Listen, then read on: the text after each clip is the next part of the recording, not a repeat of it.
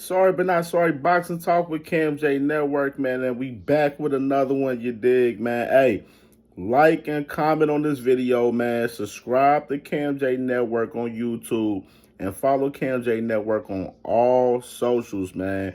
We working, we grinding on the content, man. We talking boxing, we talking football, we talking basketball.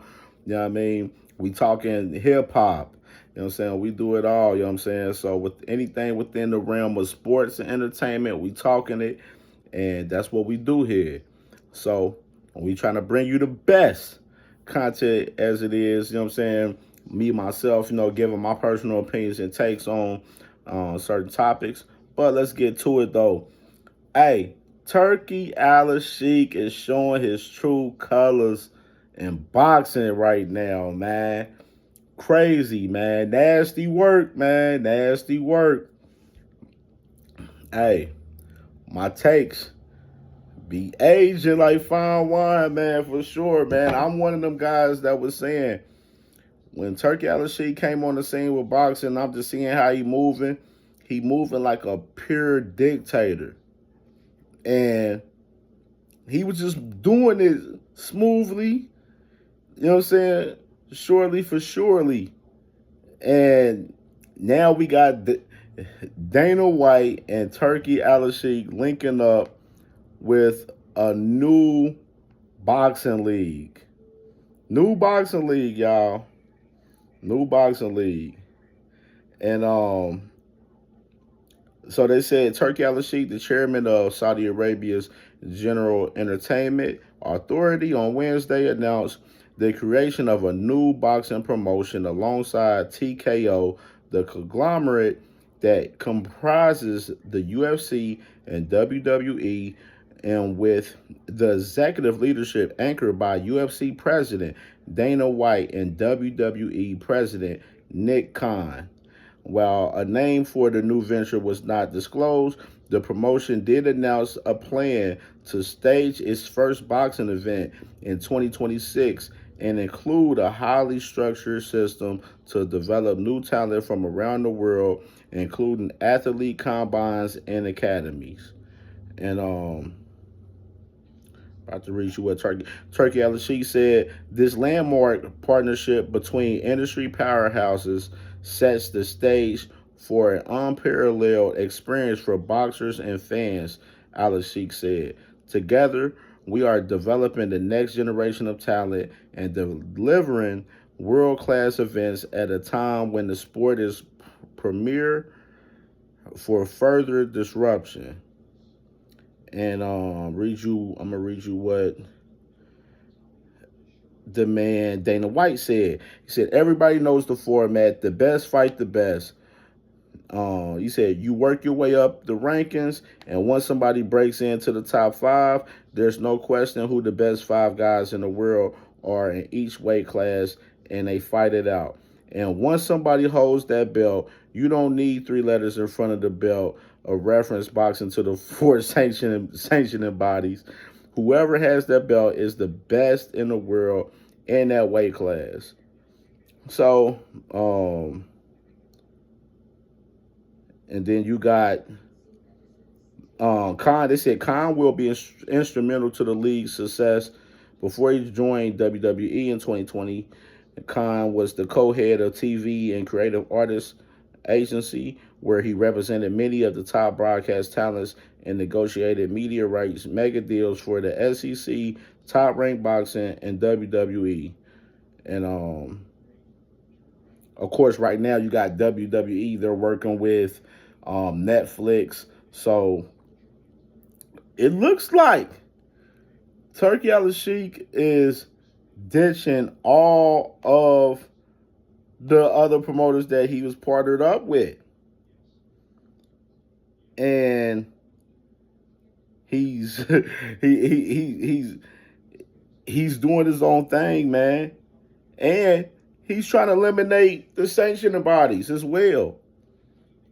You seen him in the press conference with Canelo versus William Scold the other day, where he's holding up the Ring Magazine belt and the what is it, the undisputed belt that he made, or whatever. I guess I don't know, Riyadh season, whatever they. I don't know what it is. He's holding up two belts. Eddie Reynoso comes over and he tries to bring Canelo the WBC belt. This man, Turki Alalshikh, he waves him off like, don't bring that belt in this picture. And that rubbed the sanctioning bodies the wrong way. You know what I'm saying? You see a lot of the WBC champions out there. They were the WBC champions. A lot of those guys, they were making stories and making posts saying that they love the WBC, they love being a WBC champion and everything. And then you got Mauricio Solomon. He fired back at Turki Alalshikh, and this is what he said, quote unquote. He said, if you touch my WBC, I'm going to fight back. I don't care about the Ring magazine because they are a business. They make money. They are biased, and that is not boxing. I don't know why media champions and promoters give any credit to a Ring magazine belt, which only threatens the credibility of the sport. I am very upset because they just declared a few days ago that the rankings of the organizations are corrupt. So you got Mauricio Solomon firing back at Turkey. You know what I'm saying? And then you got Dana White. He was on record speaking on it. And let me pull up what Dana White said real quick. Okay. And Turkey's doing a hostile takeover. Because, and I'm going to read you what he said after. So he said, Eddie Hearn says, I don't think it's the end of our relationship, but if he has moved on, thank you very much. I've enjoyed it. I've made a lot of money, and our fighters have had a great opportunity. My relationship with His Excellency is a very good one. Is a very deep one. We've been extremely loyal to him. He's been extremely loyal to us. There's not just the league. There's Riyadh season. There's Ring magazine events. There's the WBC Grand Prix.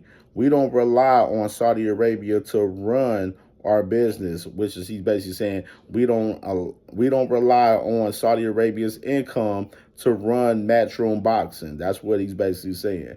But we enjoy it. And it's also been very productive and fruitful for Matchroom and our fighters. So I think with the job that we've done, I think His Excellency is a smart man and he knows how good I am. He said, but if we shook hands today and never worked again, we'll go back to doing 35 shows a year globally and still being the biggest in the world. But I believe this is just the beginning. If everybody wants to work together, great. If there's a fight all of a sudden, I'm up for that as well. I'm chilled, I really am. And I look at it as a positive, he continued. I've had a lot of phone calls. Oh, what do you think about that? I said, it's great. TKO is a great company. It's a great business. If they're looking at boxing, it lifts everybody. And I think sometimes in boxing, people are too woke. That's going to affect you. That's going to affect you. Just believe in yourself and keep doing what you're doing and let it elevate the game. We're seeing that with Riyadh season and this big push in Saudi Arabia at the moment, is actually doing is lifting boxing. We're sold out nearly every event we're doing, which is cap. And that's because of how hot boxing is right now. So I actually think it's a great thing, whichever way it plays out. Then he said comments were made by Alalshikh during the launch that they would be locking up Hearn amongst the other promoters at Alcatraz Island, which is, let me read that, what that man Turkey said, man, on that. Let me get there. Where did I post it? Where did I see that? I thought I posted that. Could have sworn I had it.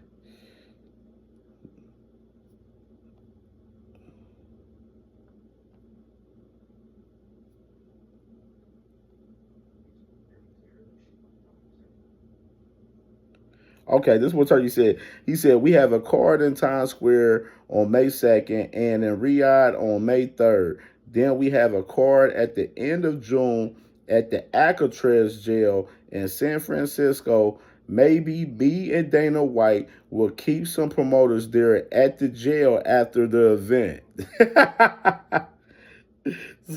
so so you looking at this man. So they asked Eddie Hearn about that comment, and he was like, "That's his excellency." He choked, and that's the kind of fuckery that he likes. And you know, it's like when I go to see him and he puts out a video saying Eddie's finished, stick to the snooker and not boxing. Do you know what I mean? But you know that could be a good TV show.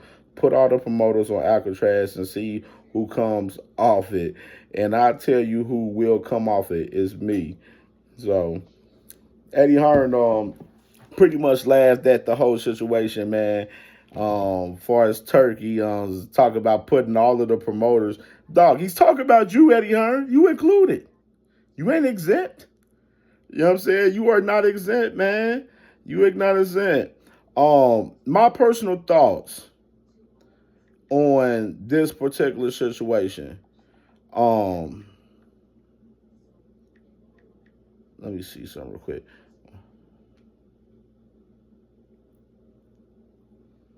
So, this, ooh wee. So, all right, just seeing something. My personal thoughts. I think I got this right a long time ago with Turkey. Turkey has used his money. Remember that Turkey works for the Saudi Arabia government, and that money is funded that he's using is funded from the Saudi Arabia government. Now they told him stop doing events in the U.S. We trying to boost our tourism out here in Saudi Arabia. We want you to throw events out here. If you doing events in the U.S., you got to use your own money. So the events that he's using, that he's doing in the U.S. is basically on his own dime. But at the same time, let's think about it. He just did the last crescendo with Artur Beterbiev and Dmitry Bivol, the rematch. And the reports came out from Brunch Boxing and some other media outlets that they only did 45,000 pay-per-view buys in the U.S. And I know everybody was like, oh, he only did 45,000. That ain't nothing. Turkey, they don't care about money and da-da-da. But look at the model that he's doing now. He's about to have, he's basically saying, fuck Eddie Hearn, fuck Frank Warren, fuck Oscar De La Hoya, fuck Al Heyman and PBC, fuck Bob Arum and Top Rank. This new league is about to step on everything y'all doing. Fuck all the four sanctioning bodies. This league is about to take over boxing. We gonna be under one belt. We about to take over. It's about to be a hostile takeover. All y'all fighters, y'all better lock in and rock with us because we doing something crazy over here. But then you got to look at the history of Dana White. Dana White is known for paying shortchanging UFC fighters. This man right now is on a whole lawsuit right now, pretty much for $260 million for unpaid payments to UFC fighters. And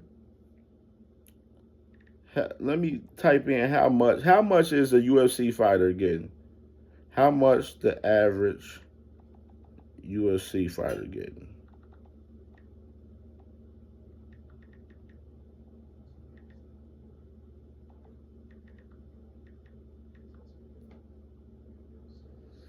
The average UFC fighter salary is between 52,000 to 150,000. Now I'm gonna say boxer, which we all know boxers get more money than UFC fighters.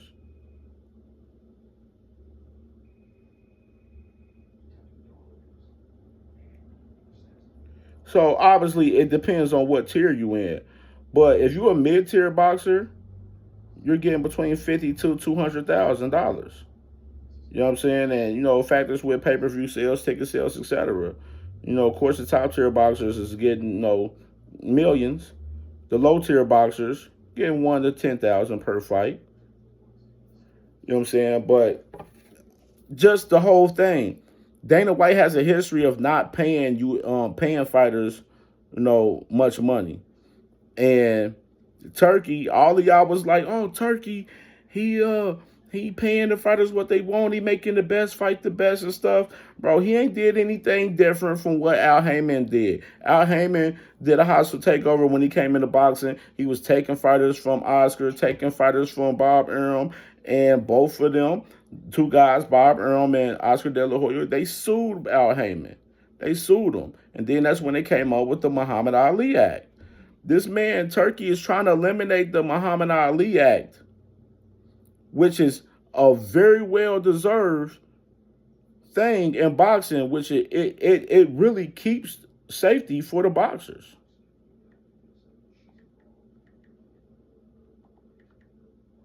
Let's just read on the Muhammad Ali Act.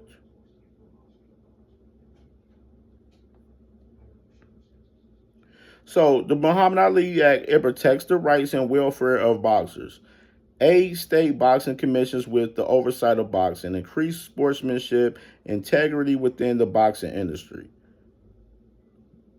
And the thing about that, eliminating the Muhammad Ali Act, you got to get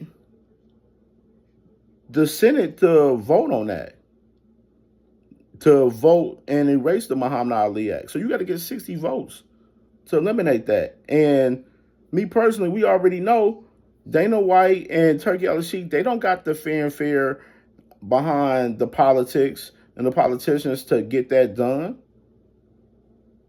And in that situation, it's not going to work. This league, to me, in my opinion, it's not going to work because a lot of these fighters are signed to, different promotional companies.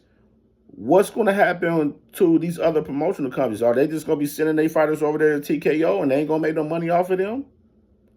Then you got the sanctioning bodies. Of course, even though I think the sanctioning bodies, they full of shit. They taking 3% of these fighters' earnings, which is stupid. Because like Keyshawn said in that Gillian Wallow interview that he just had recently, they ain't taking money away from the NFL players for winning the NFL Super Bowl. They ain't taking money away from the NBA players when they win the NBA championship just for them to hold their rings. Boxing is the only sport that they're doing this in. And like I said, man, there's a lot of corruption and bullshit in boxing. And Turkey, honestly, yes, he's made some good things happen.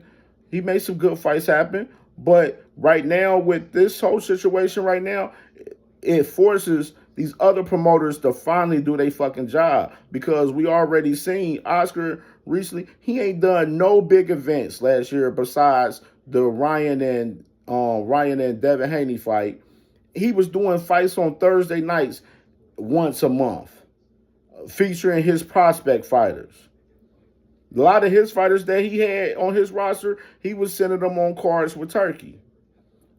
And same with Eddie Hearn. Eddie Hearn, he was still doing a lot of events and stuff, but he didn't have no big events. His two big events, what? He had Berlanga fight with Canelo. That was on PBC. You know what I'm saying? Of course, then he had some fights, the Turviev, he's part of Bivol and his team, so he was a part of both of those fights.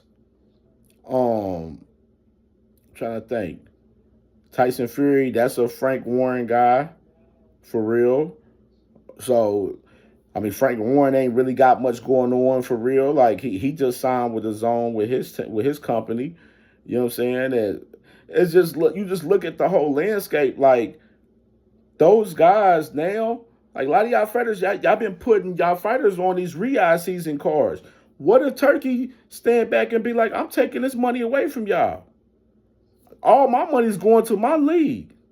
Y'all better get down and lay down. If y'all ain't going to come over here and do business over here, then fuck y'all. And bro, it's a real possibility that can happen. You know what I'm saying? He's basically saying when 2026 turn up, I'm turning up everything with this boxing league pretty much.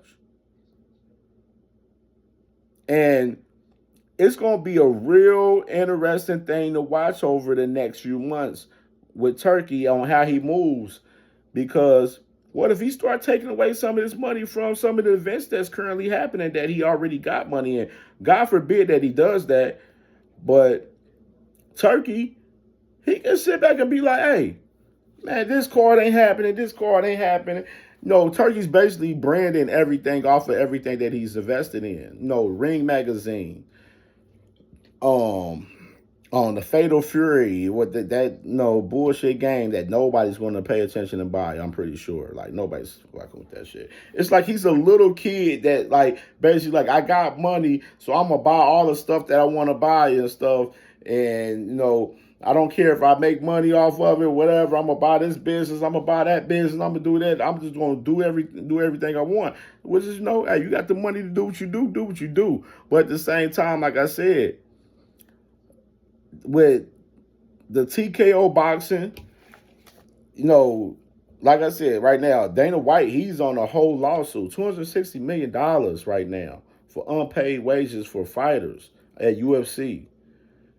And it's going to be hard to really make this move because you're going to have to really take over the sanctioning bodies and all these other promoters and grab their fighters to come over to you, which PBC, we know they ain't backing down because they ain't back down yet at all with Turkey. They stand in their ground, and which they don't need Turkey because they have Tank and they have David Benavidez, so they're good. Top rank. They kind of stirring their way a little bit away from Turkey a lot more, which is, they got to find them a new network to put their fights on currently. You know what I'm saying? I heard they possibly may go back with ESPN. We don't know, but we'll see. Then you got Queensberry, Matchroom, and Golden Boy, all of them over there at the Zone. And it's going to be interesting to see how all of this shit play out, man. But I'm telling you right now, I think it's not going to end well for Turkey in this whole situation because if you can't get all of these other promoters on board to have them fighters fight under one banner and get the sanctioned bodies as well to work along that and basically say, fuck the belts that we got going on, it ain't going to never work. And the sanctioned bodies, they get paid off of these fighters. They ain't trying to give up what they got going on. But the sanctioned bodies need to do their job better too in some of these fights as well. Like they just ordered David Benavidez to fight Dimitri Bivol. Okay, keep the fight ordered. If y'all saying y'all don't need Turkey to make these fights, okay, Eddie Hearn, holler at Al, make that fight happen. Matchroom PBC, make that fight happen. David Benavidez has already, been on pay-per-view to let his last couple fights. So make the fight happen. Like, it's time for y'all other promoters. Don't get scared because of Turkey's probably in a position of taking away his money now from y'all. Y'all ain't getting that EBT from Turkey. Do y'all job. Take that bread y'all been making from him and invest in y'all business and do y'all job. Make these fights happen on your own behalf. Show Turkey that y'all don't need Turkey to make these fights happen. That boxing, Eddie Hearn, you the one that said we was popping before you. We was doing good in boxing before Turkey came in. And he just came in and boosted it a little bit. So it's time for you to show that shit now. Like, it's definitely time now. PBC, they doing good on their own behalf.